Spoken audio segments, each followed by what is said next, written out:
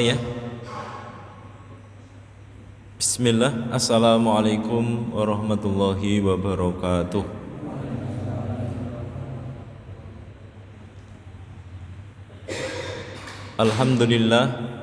Alhamdulillahi wa kafa. Wassalatu wassalamu ala nabiyil mustafa wa ala alihi wa sahbihi alisidki wal wafa wa kafa billahi syahida. Asyhadu an la ilaha illallah wahdahu la syarika lah wa asyhadu anna Muhammadan abduhu wa rasuluh la nabiyya wa la rasula ba'dah. Qala Allah ta'ala a'udzu billahi minasyaitonir rajim. Ya ayyuhalladzina amanu taqullaha haqqa tuqatih wa la tamutunna illa wa antum muslimun. Wa qala nabiyyu sallallahu alaihi wasallam, man salaka tariqan yaltamisu fihi ilman sahalallahu lahu tariqan ilal jannah. Amma ba'd, rabbi shrah li sadri wa yassir li amri wahlul 'uqdatam min lisani yafqahu qawli. Bapak, Ibu, jamaah salat maghrib yang semoga Allah berkahi, semoga Allah rahmati.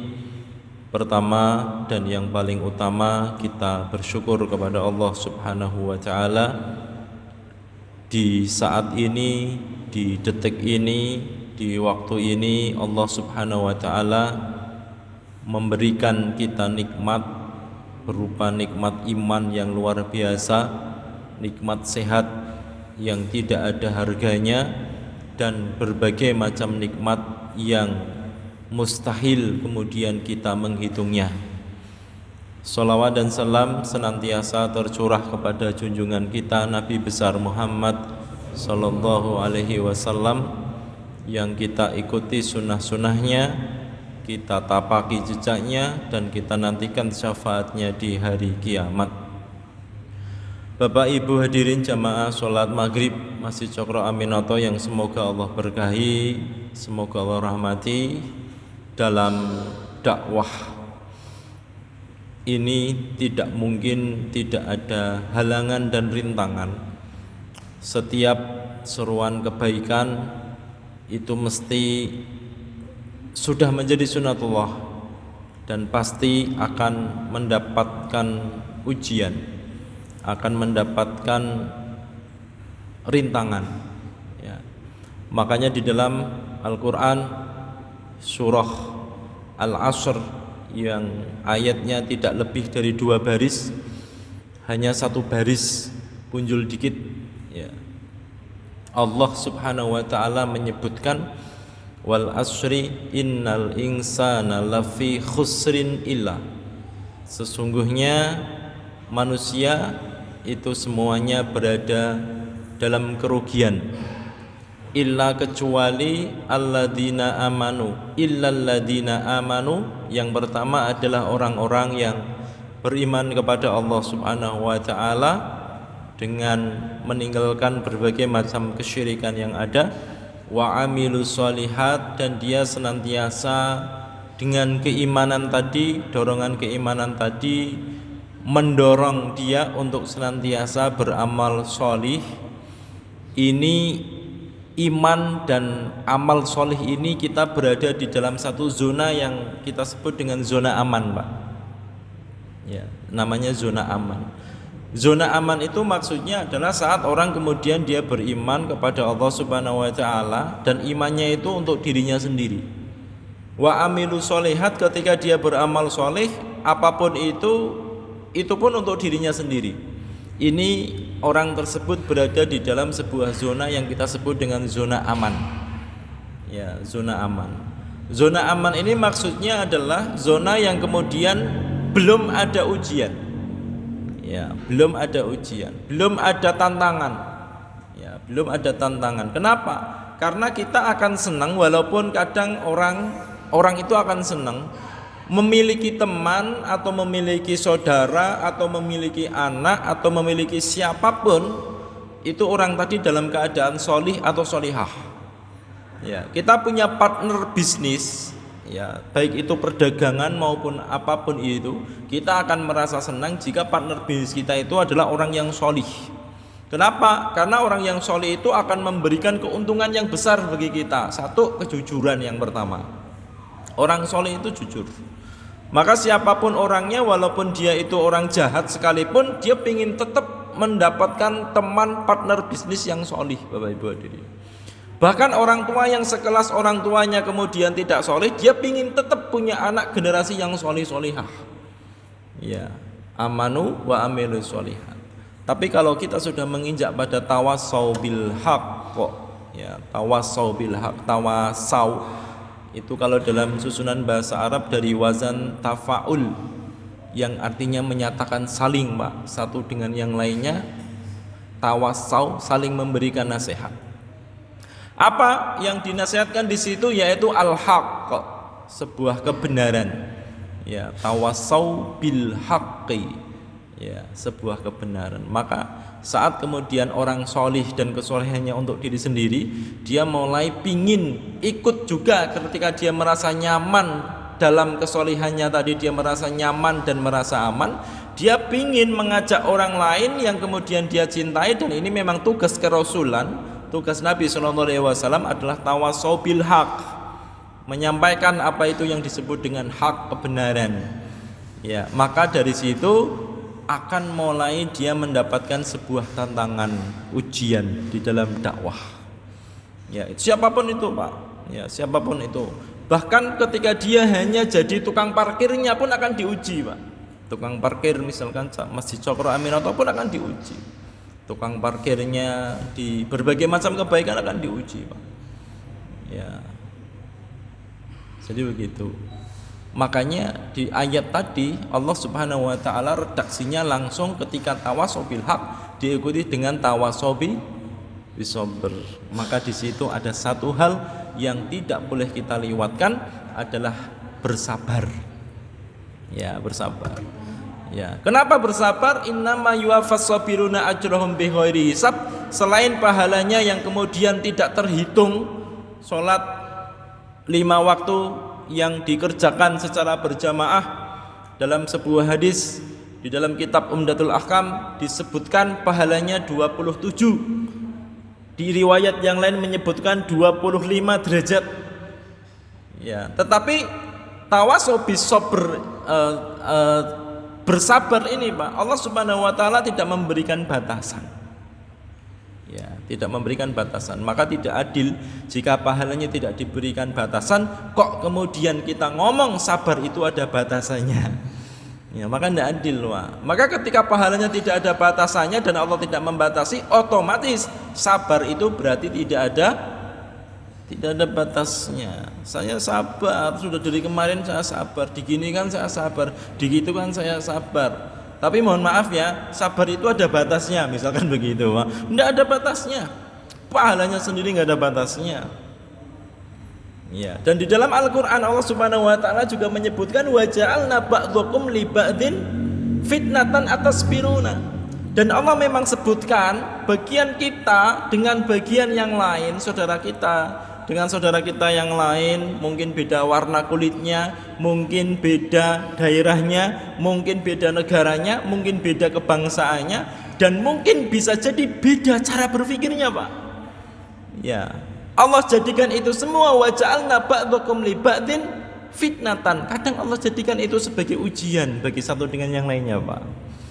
Ya, satu dengan yang lainnya baginya ujian. Ya, saya punya pikiran seperti ini, ternyata si fulan punya pikiran seperti itu. Ya, dan ini kita musyawarahkan, kita hadirkan, kita bicara baik-baik, mana yang lebih maslahat. Karena pertimbangan kita maqasidus syariah itu mesti mempertimbangkan adalah maslahat wal mudarat. Ya, kalau seperti ini maslahatnya apa? Tulis. Kalau seperti ini mudaratnya apa saja? Tulis. Kaidahnya seperti apa? Semuanya ada, Pak, di dalam Al-Qur'an. Ya, maka itu yang kemudian kita butuh untuk memiliki jiwa penyabar yang harus luas dan lebar. Ya, ini di dalam dunia manapun ya, dunia bisnis, dunia apalagi dunia dakwah, dunia macam-macam ya. Jadi sampai kemudian Imam Asy-Syafi'i rahimahullahu taala menyebutkan laula ma anzalallahu illa hadhihi surah, laula ma anzalallahu ala ummah illa hadhihi surah lakafathum. Kata Imam Asy-Syafi'i rahimahullahu taala, Pak, seandainya Allah Subhanahu wa taala tidak menurunkan satu hujah pun kepada manusia illa hadhihi surah, kecuali satu surat ini yaitu surat Al-Asr, lakafathum, kata beliau, maka sesungguhnya ini sudah memenuhi, sudah cukup bagi mereka, ya, sudah cukup untuk menjadi hujah. Kenapa? Karena 4 kategori di situ ada semua. Iman kepada Allah, tauhid, ya, kemudian amal soleh sudah ada, dakwah sudah ada, sabar, ya, sudah ada. Maka ini sudah cukup untuk memasukkan orang menjadi hujah atau untuk memasukkan orang ke dalam surganya Allah Subhanahu wa taala. Ya, ini pentingnya kemudian kita merenungi ayat-ayat yang ada di dalam Al-Qur'an, Bapak Ibu hadirin. Ini sebagai mukadimah saja. Kita masih berada di dalam satu tema yang saya kira ini tidak cukup 1, 2, 3 pertemuan, ya. Mungkin nanti bisa 3 sampai 4 pertemuan. Kemarin sudah 1 pertemuan, judulnya adalah 8 bentuk rizki di dalam Al-Qur'an. Dan ini kita bahas insya Allah satu persatu bentuknya. Dan kemarin kita sudah sampai pada bentuk pertama, ya. Ada 8 bentuk, saya ulangi dulu review. Yang pertama adalah rezeki yang sudah dijamin. Ini poin pertama, ya. Poin pertama itu adalah sebuah rezeki yang sudah dijamin oleh Allah Subhanahu wa taala. Yang kedua adalah rezeki karena usaha. Jadi ada rezeki yang sudah dijamin oleh Allah, ada rezeki karena usaha, Pak, ya. Rezeki karena usaha. Yang ketiga, insya Allah nanti kita akan bahas rezeki karena usaha ini. Yang ketiga, rezeki karena bersyukur kepada Allah Subhanahu wa taala. Yang keempat, ada rezeki tidak terduga, sebagaimana yang disebutkan dalam Al-Qur'an surat At-Talaq, wa may yattaqillaha yaj'al lahu makhraja wa yarzuqhu min haitsu la yahtasib, ya, diberikan rezeki dari arah yang tidak dia duga dan tidak dia sangka. Yang kelima, ada rezeki karena istighfar, faqul tastaghfiru rabbakum innahu kana ghafara yursilis samaa 'alaikum midrara wa yumdidkum bi amwali wa banin wa yaj'al lakum jannati wa yaj'al lakum anhara. Yang keenam, ada rezeki karena sebab menikah, ya, menikah. Kemudian yang ketujuh, ada rezeki karena anak.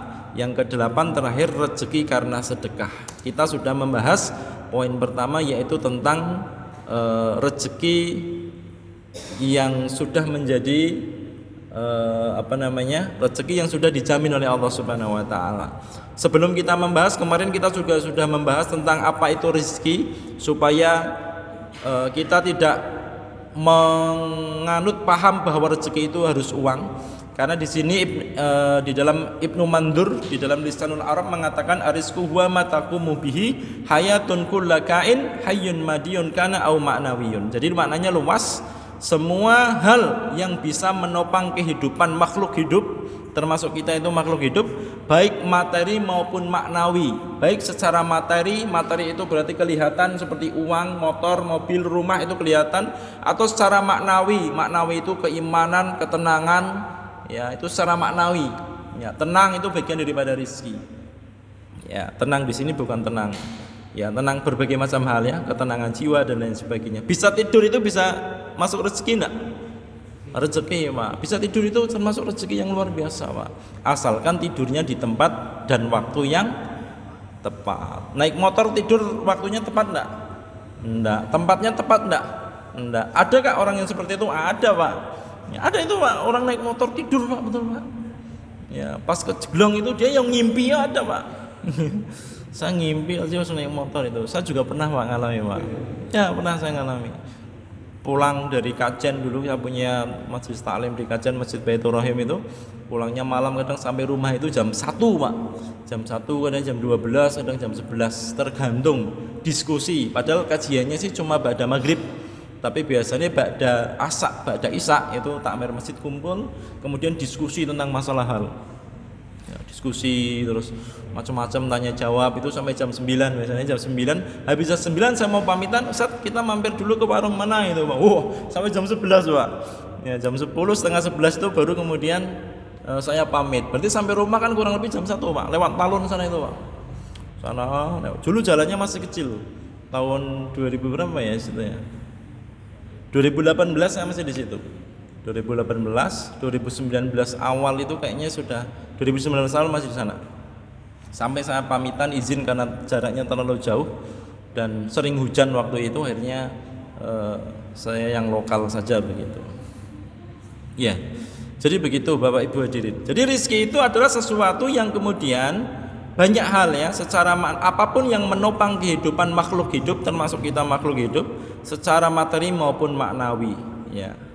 Jadi tidak hanya fakot mal, tidak hanya harta. Ada dua jenis rezeki yang kemudian sudah kita sampaikan kemarin, ada rezeki umum, ada rezeki khusus. Rezeki umum itu adalah diberikan kepada siapapun makhluk hidup, baik itu muslim maupun kafir. Ya, ini yang umum, ada di dalam Quran surat Hud ayat 6. Ada rezeki khusus, yaitu hanya diberikan kepada orang-orang yang beriman. Contoh rezeki umum itu harta, kesehatan, kenikmatan, kesenangan, iman, Islam, amal solih, dan jannah. Ya, surga itu bagian daripada rezeki Pak. Ini ada rezeki umum, rezeki khusus. Rezeki umum diberikan untuk orang kafir dan muslim, rezeki khusus hanya diberikan kepada seorang yang muslim. Ya, ini kemarin sudah kita bahas bersama. Kemudian kemarin sudah sampai rezeki yang sudah dijamin. Ya, rezeki yang sudah dijamin, wa ma min dabatin fil ardi illa 'alallahi rizquha. Kemarin sudah kita membahas ini, tidak ada satu binatang melata pun di bumi ini melainkan Allah yang memberikan rezeki. Ya, ini kemarin kita sudah bahas. Jika ada rasa takut yang terlintas dalam benakmu akan kemiskinan, karena memang kemiskinan ini bisikan Pak. Ketakutan kita untuk miskin itu bagian dari bisikan, sehingga orang akan enggan untuk bersedekah, orang akan enggan untuk berinfak. Ya, kenapa? Ketika kita datang ke Alfamart, ke Indomaret, mengeluarkan 200.000 terasa enteng, tapi ketika kita masukkan 100.000 ke kotak infak terasa banyak. Itu bisikan setan. Ya, bisikan setan. Padahal yang kita keluarkan untuk Indomaret dan Alfamart, kita pulang, kita makan, kalau bisa dimakan, kalau sabun kita juga habiskan, itu jadi kotoran semua itu Pak. Ya, dan yang kita infakkan dan kita sedekahkan ini yang akan menjadi milik kita nanti ketika di alam barzah. Ya, karena tanda baik atau buruknya orang di akhirat sana itu dia harus melewati namanya alam barzah, alam kubur. Kalau di alam kubur itu baik Pak, ada naungannya banyak, dengan sedekah itu bisa menaungi, naungannya banyak, insya Allah ke depan sampai ke akhirat sana itu akan diberikan kemudahan. Tapi kalau di alam kuburnya itu sudah ya uring-uringan Bapak Ibu hadirin, dan salah satu uring-uring yang menyebabkan di alam kubur, siksa alam kubur itu disebutkan di dalam sebuah hadis itu ada dua yang utama. Yang pertama adalah an-namimah. Ya, an-namimah. Namimah itu apa Pak? Adu domba. Adu domba ya. Ya, adu domba Pak. Dan hari ini untuk mengadu domba orang itu gampang sekali Pak. Gampang sekali. Ya, adu domba itu gampang sekali. Ya, termasuk adu domba itu A, B, C, A ngomong sama C, C ngomong sama B. Itu adu domba. Jare, kamu katanya dia, kamu itu begini. Nah, itu adu domba itu Pak. Iki aku jujur ya. Nah, ngomong begitu Pak, jujur. Aku sidik ini Pak, jujur. Apa anane rekamane sih ono. Adu domba Pak. Iya, datanya masih ada. Ini loh, datanya begini begitu. Iya, jadi adu domba. Ini siksa kubur. Yang kedua adalah la yastatiru minal baul, yaitu tidak ada sater ketika dia buang air kecil maupun air besar, tidak ada sater di tempat umum. Biasanya di mana, di ban itu Pak. Ban apa ya? Ban motor truk besar itu loh, atau ban bis itu biasanya. La yastatiru minal baul, tidak ada sater. Ya. Harusnya ada sater. Kita itu disunahkan ketika buang air untuk ada saternya. Tempatnya juga di tempat yang tertutup. Ya, harus di tempat yang tertutup. Tidak boleh tempat yang terbuka. Ya, kalau yang di rest area itu hampir semuanya sudah tertutup, Pak. Ya, hampir semua sudah tertutup. Ada kamar mandinya sendiri-sendiri itu. Kecuali ada yang modelnya berdiri itu ya, tempat kencing berdiri itu, Pak ya. Apa namanya itu, Pak? Nah itu. Nah itu menurut saya nggak nyaman itu, Pak. Yang pertama satu, sunahnya duduk, dia malah berdiri. Ya kan? Sunahnya kan duduk, Pak. Kecuali itu disediakan karena darurah. Ya, darurat itu kita di perjalanan adanya rest area cuma satu, dari Tegal ke Kandeman rest area cuma satu, Pak ya. Rest area cuma satu, kita nemukan di situ sudah kebelet, masuk ternyata kamar mandi penuh semua. Terpaksa baru di situ, Pak. Baru itu dikatakan darurat. Ya kalau nggak di situ di mana lagi coba, Pak?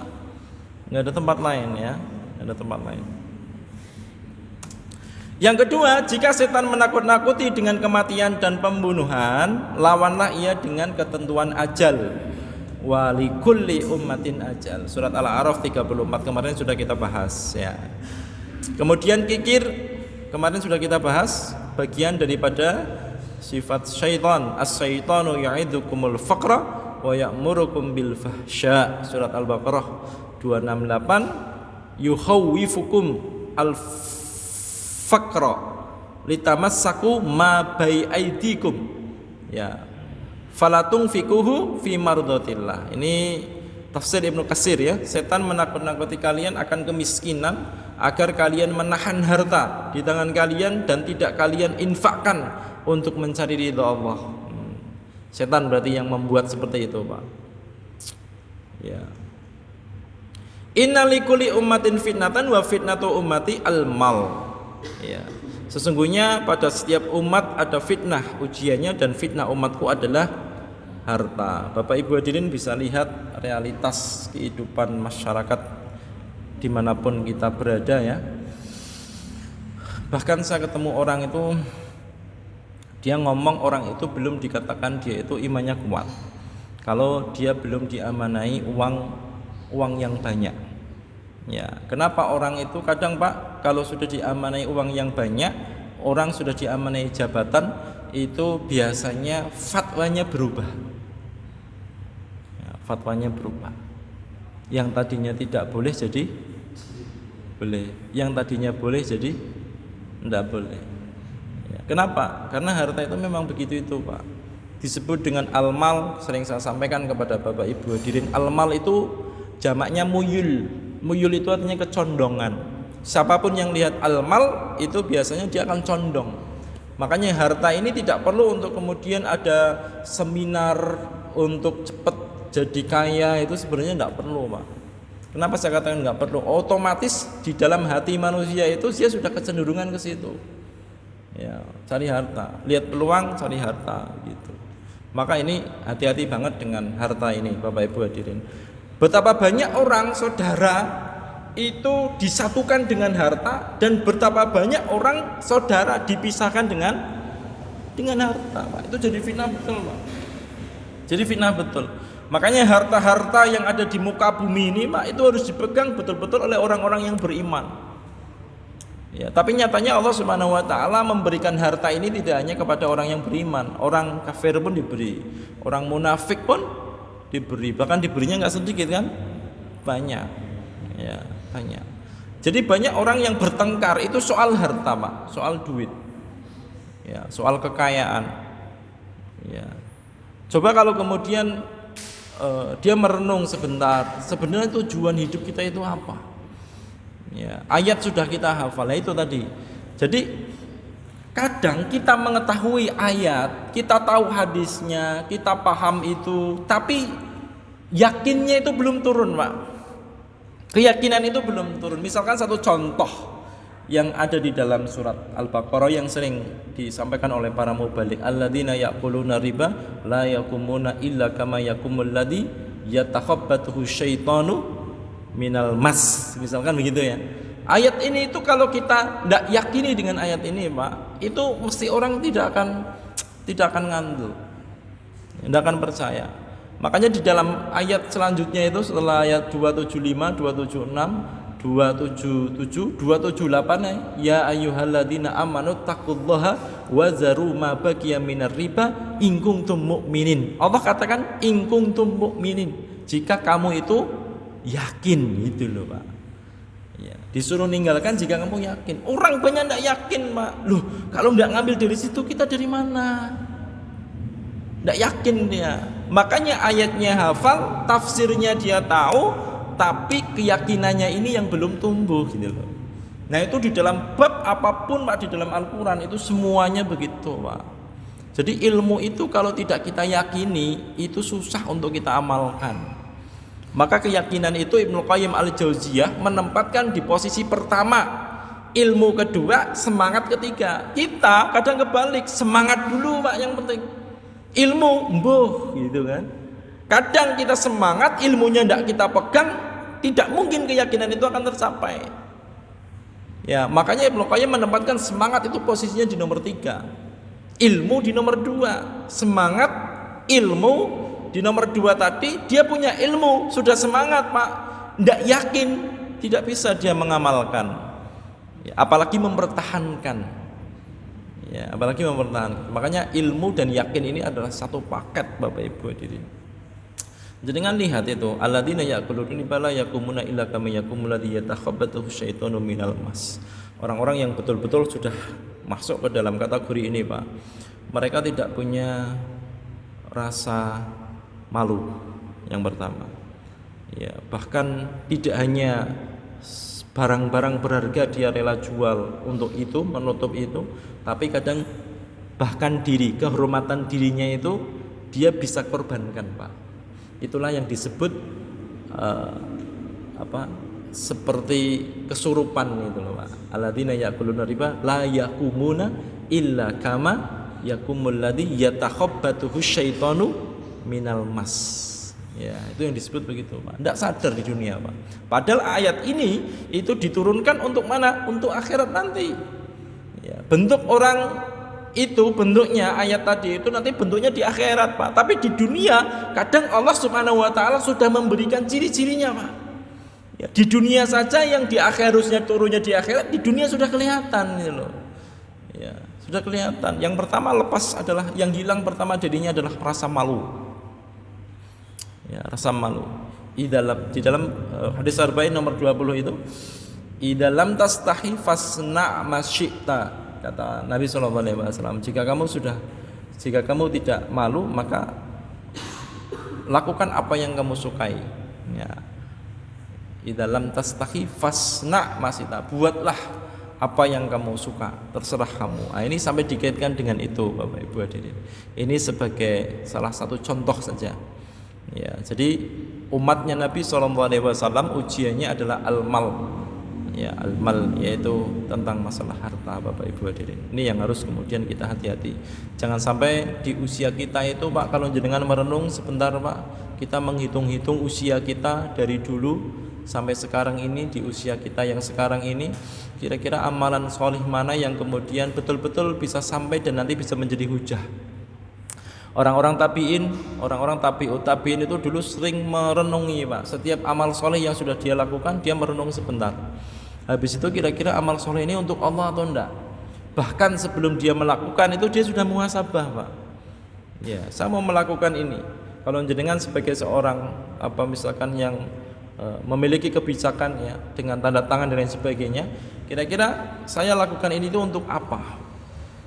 Kalau dia melakukan itu kok bukan untuk Allah Pak, maka caranya dua. Satu, luruskan niat, karena niat itu bisa diubah. Yang kedua, jika bukan untuk Allah maka tinggalkan.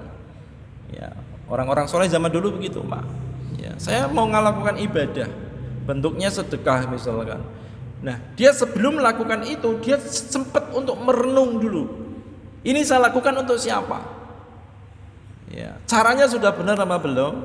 Saya lakukan untuk siapa kaitan dengan bab niat ya. Kalau dia lakukan bukan untuk Allah maka akan menjadi muspro, sia-sia. Maka dia berhenti di situ sampai betul-betul niatnya bisa untuk kemudian untuk Allah Subhanahu wa taala saja ya. Ini fitnah harta ya. Kemarin sudah kita bahas sampai situ. Dan informasi dari Al-Qur'an, harta itu tidak berkurang. karena disedekahkan dan diinfakkan. Ma naqasa malu abdin min shadaqatin, harta seorang hamba tidak akan berkurang karena sedekah. Hadis riwayat Imam At-Tirmidzi. Muhammad Al-Mubarakfuri menjelaskan bahwa harta yang disedekahkan akan bertambah. Yang bertambah apanya? Berkahnya. Ya. Beliau mengatakan tasaddaqu biha minhu bal yabaraku lahu fihi. Harta yang disedekahkan akan diberkahi, diberikan kebaikan yang banyak. Makna barokah itu bukan selalu bertambah banyak, Pak. Barokah itu adalah ziyadatul khair ba'dal khair. Ziyadatul khair, ziyadah bertambah, al khair kebaikan. Artinya apa? Kalau disebut dengan kebaikan di sini itu ada magnet yang membuat dia semakin dekat kepada Allah. Ya. Jadi setelah dia berbuat baik, ya, dengan sesuatu apapun, baik itu sedekah, baik itu sholat, baik itu apa, selalu bertambah kebaikan tadi, Pak. Tidak berkurang. Kemarin kan sudah sedekah, terus kemudian hari ini kemudian kemarin kan sudah. Tidak ngomong kemarin. Tapi ziyadatul khair badal khair itu setiap sekali dia berbuat baik, kebaikan tadi akan menarik kebaikan, banyak kebaikan dari yang lain. Ya, menarik kebaikan-kebaikan dari yang lain, Pak. Ini maknanya adalah barokah. Ya, lawannya adalah, lawan dari barokah adalah musibah. Kullu syai'in la tuqarribuka ilallah fa innaha baghiyah. Segala sesuatu yang tidak membuat kita semakin dekat, termasuk sholat, Bapak Ibu hadirin. Kita sholat 5 waktu ini kok tidak semakin dekat kepada Allah, fa innaha baghiyah, maka itu adalah musibah. Ya, karena orang sudah melakukan kedekatan, Pak, mendekatkan diri, amalan-amalan yang mendekatkan akhirat, tapi kok nggak tambah dekat sama Allah, Pak. Itu muskilah. Ya, berarti di situ ada permasalahan yang harus dia selesaikan. Ya, baik tentang rukun, syarat dan lain sebagainya, baik tentang niat, baik tentang hal-hal yang lain yang mungkin dia sedang hadapi. Mungkin perbuatan dosa, Pak. Ya, karena setiap perbuatan dosa dan kemaksiatan itu justru akan menjauhkan orang dari Allah Subhanahu wa taala. Akan menjauhkan seorang hamba dari Allah Subhanahu wa taala. Itu kemaksiatan. Sifatnya begitu. Ya, sifatnya begitu. Kemaksiatan bentuknya apapun. Dan jangan sampai kemudian kita mengatakan bahwa saya hari ini maksiat tapi tidak terjadi apa-apa. Kemaksiatan itu, Pak, yang kita hari ini lakukan itu kadang dampaknya bisa dirasakan 40, 30 atau 50 tahun ke depan. Ya, 40 tahun ke depan. Sebagaimana riwayat dari Ibnu Sirin yang sering saya sampaikan kepada Bapak Ibu sekalian tadi. Ya, Ibnu Sirin itu pernah dibangkrut ya gara-gara ngutang. Bukan utang riba, tetapi utang dari seorang yang baik. Ternyata dia bangkrut, Pak, dari bisnisnya tadi. Dan ini dia ngomong ketika di penjara karena tidak bisa nyaur utang. Ibnu Sirin itu muridnya Anas bin Malik. Ya, tidak bisa nyaur utang, dan dia mengatakan bahwa saya bangkrut hari ini itu gara-gara ucapan saya 40 tahun yang lalu. Yang saya ucapkan kepada saudara saya, akhi, wahai saudaraku, si bangkrut, ngundangnya si bangkrut, Pak, sinio gitu. Kamu si bangkrut, meneo ngomong kalau saudaranya si bangkrut, Pak. Dampaknya itu 40 tahun kemudian. Ya, dampaknya 40 tahun kemudian. Jadi jangan sampai kita merasa aman ketika kita bermaksiat kepada Allah, kok Allah hari ini belum menurunkan dampaknya hari ini, Pak. Ya. Bisa 1 hari, bisa langsung 2 hari, bisa 3 hari, bisa 30 hari, bisa 30 tahun, bisa 40 tahun, bisa ketika sakaratul maut, Pak, itu pun bisa. Makanya kalau kita ngomong tentang orang lain, Pak, dan ternyata omongan kita itu keliru ataupun omongan kita itu benar, Pak, kita tidak akan merasakan kematian sebelum kita melakukan hal yang sama. Nanti dicek itu hadisnya, dulu pernah saya sampaikan. Ya, kita tidak akan meninggal dunia merasakan kematian sebelum kita melakukan hal yang sama terhadap apa yang sudah kita bicarakan dan kita bincangkan terhadap orang lain. Ini yang kemudian harus kita muhasabah, Bapak Ibu hadirin. Ya. Yang kedua, kemarin kita sudah membahas ya tentang berbagai macam bentuk rezeki yang sudah dijamin Yang kedua adalah rezeki karena usaha. Ya. Ada 2 ayat di dalam Al-Quran.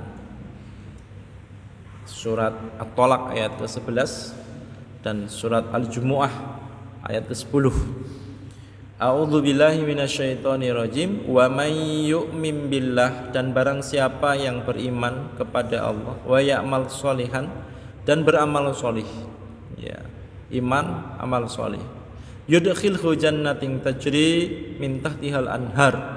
Allah akan masukkan dia ke dalam jannat yang di bawahnya mengalir sungai-sungai. Khalidina fiha, kekal di dalamnya, abadan, selamanya. Qad ahsanallahu lahu rizqa, sesungguhnya Allah memberikan rizki yang baik kepadanya. Ingat Pak, di sini Allah sebutkan yudkhilhu jannatin, Allah masukkan ke dalam jannah. Qad ahsanallahu lahu rizqa, di akhir ayat Allah berikan rezeki yang terbaik. Berarti surga itu bagian dari rezeki atau tidak?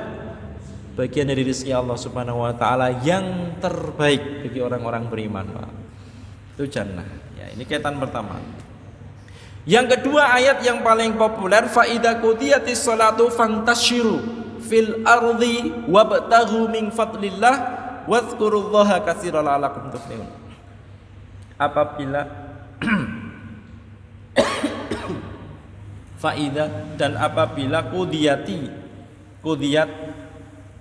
telah ditunaikan as-sholatu, sholat, fantashiru, maka bertebaranlah kamu fil ardi, di muka bumi, wabtaghu min fadlillah. Ya, ini bahasanya dan jemputlah sebenarnya, Pak. Dan jemputlah rizki dari Allah. Kenapa konteksnya di sini harus menjemput, Bapak Ibu hadirin? Kenapa dijemput? Kenapa dijemput? Bukan dicari. Dan jemputlah, ya kan? Wabtaghu, dan jemputlah. Iya, karena tadi yang di atas itu kan sudah dijamin oleh Allah Subhanahu wa taala. Jadi rezekinya udah dijamin, Pak. Ya, hanya kita diberikan pilihan, disuruh jemput mau apa enggak, itu loh, Pak. Ya, disuruh jemput mau apa enggak. Ya, wabtaghu min fadlillah. Ya, tidak cukup dijemput saja kemudian selesai. Wazkurullaha. Kenapa kok disuruh mengingat Allah, Pak, ketika menjemput? Supaya ketika dia jemput dengan cara yang halal.